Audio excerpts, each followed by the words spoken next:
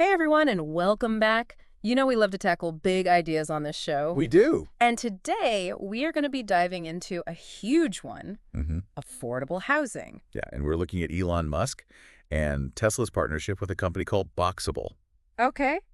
creating these, get this, foldable homes. Foldable homes. Yeah. So I can order my house on Amazon. It'll show up on the back of a truck. Basically, And I can just unfold it like a high-tech tent. essentially. And the best part, a basic unit starts at just $7,500. $7,500. You're telling me I can get a house for like the price of a used car these days? Wild, right? That is wild. But I'm guessing there's got to be a catch. Of course, there's more to it, but this isn't just about like slapping together a bunch of cheap materials. The article highlights that Boxabl uses sustainable materials and energy-efficient designs. Okay. They're built to last, and because they're modular, you can customize them. So eco-friendly, affordable, customizable. Yeah. I'm sold. Where do I sign up? But before I run off to Boxabl's website, let's talk about the why. Like, why is this such a big deal? Well, I mean, we are kind of facing a pretty massive housing crisis right now. Right. Costs are skyrocketing. Oh, yeah. Construction times are like way too long. Yeah. Traditional building, it's got a big environmental impact. Right. And you've got millions of people who are struggling with homelessness or inadequate housing. Like, it just feels like too big of a problem to solve. Like that's where this technology comes in. This isn't just about building houses. Okay. They're trying to disrupt an entire industry. Like imagine being able to provide housing for disaster relief efforts, Yeah. refugee camps, rapidly growing cities, all at a fraction of the cost. So that's what I'm talking about. Right. That has the potential Yeah. to be like a real game changer. Yeah, But, we always like to dig a little deeper here on the show. of course. It's a big question. Yeah. And one of the biggest is about scalability. Okay. Can they actually build enough of these homes to make a real difference? Right, because if it's just a few hundred homes here and there, it's not going to, like, fix the whole problem. Exactly. And the article mentions that Boxabl is still a pretty young company. Okay. They're going to need to ramp up production massively to meet the potential demand. Okay, so that's one hurdle. What else? Well, for starters, there's the issue of land.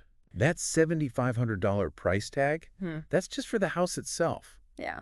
It doesn't include the cost of land, which can be astronomical. Right, you can't just, like, unfold a house in thin air. You got to put it somewhere. Exactly. What about, like, zoning laws and building codes? Oh, yeah. Do these homes meet all the requirements? That's another layer of complexity. The article talks about how these regulations vary from place to place. Oh, really? Yeah. What flies in one city might be a no-go in another. So it's not as easy as just being like, oh, I'm just going to order my dream home on Amazon, have it delivered tomorrow? Not quite. Dang. And then there's the social aspect. Oh, okay. Like the article talks about these homes as a potential solution for homelessness, Yeah. which is great. Yeah. But it's not as simple as just providing a roof overhead. That's true. I mean, building a community, it's about more than just like the physical buildings, right? Exactly. You need access to jobs, education, healthcare, a sense of belonging, all of that. So it sounds like while these homes offer a potential solution, they're not a magic bullet. Not at all. It's going to take a lot more than innovative building materials to solve this problem. So it kind of sounds like we're talking about like a potential paradigm shift here. Maybe. Not just in how we build homes, but like how we think about communities and urban planning on a larger scale. Absolutely. And this is where it gets really interesting, because the technology behind these foldable homes Okay. could have applications that go way beyond what we've talked about so far. Okay. Now you've got me curious. What else is there? Well, remember how we talked about this technology's potential for disaster relief? Yeah. Imagine being able to rapidly deploy shelters, medical facilities, even entire schools after a natural disaster. Wow. That would be incredible. Being able to provide aid that quickly could be life-saving. Exactly. And because these structures are designed to be energy efficient and use sustainable materials, they have a much lighter footprint compared to traditional methods. So we're not just talking about building homes. We're talking about like building a more sustainable and resilient future. Yeah. But I have to ask, are there any downsides to this technology? Because it almost sounds too good to be true. Right. Yeah, that's the thing, right? It's like every innovation's got its gotta have some drawbacks, right? Yeah, there's always trade-offs. Like one thing the article mentions is Okay. like the potential for unintended consequences. Like how would these communities adapt to like changing needs over time? Right.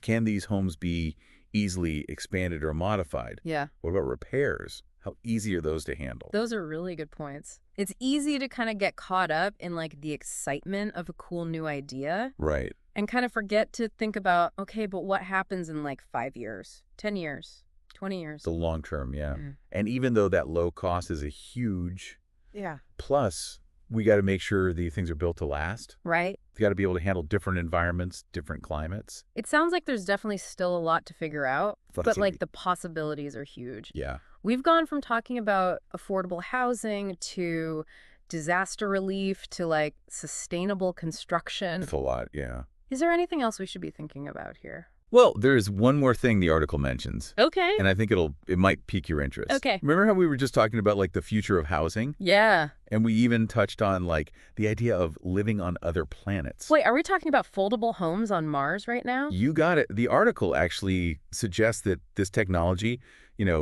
lightweight, durable, easily transportable, could be perfect for Martian habitats. Okay, so now we're talking about like not just revolutionizing housing here on Earth, Yeah. but potentially playing a role in like humanity becoming a multiplanetary species. Exactly. It really makes you think about like how innovation can have these ripple effects. Yeah. Where one idea to solve one problem Mm-hmm. could end up shaping like the far, far future. That's what I love about doing this show is that we start with one quotation and it just spirals out into all these different possibilities. It's really cool.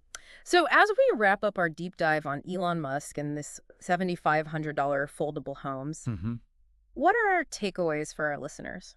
I think for me, the biggest thing is just the power of thinking differently. Like this project, I don't know if it's going to single-handedly solve the housing crisis, Right. but it makes us rethink like how we approach these huge problems. It's like a reminder that sometimes the best ideas come from just looking at something with fresh eyes, right? Totally. And who knows, even if this specific solution isn't perfect, maybe it'll inspire somebody else to come up with the one that is. So to everyone listening, next time you're facing a challenge, big or small, remember the foldable house. Think big, challenge assumptions, and imagine the world how you want it to be. Because who knows, maybe your idea will be the one that changes everything. And on that note, that's a wrap on another deep dive. Until next time, keep those brains buzzing and those imaginations running wild.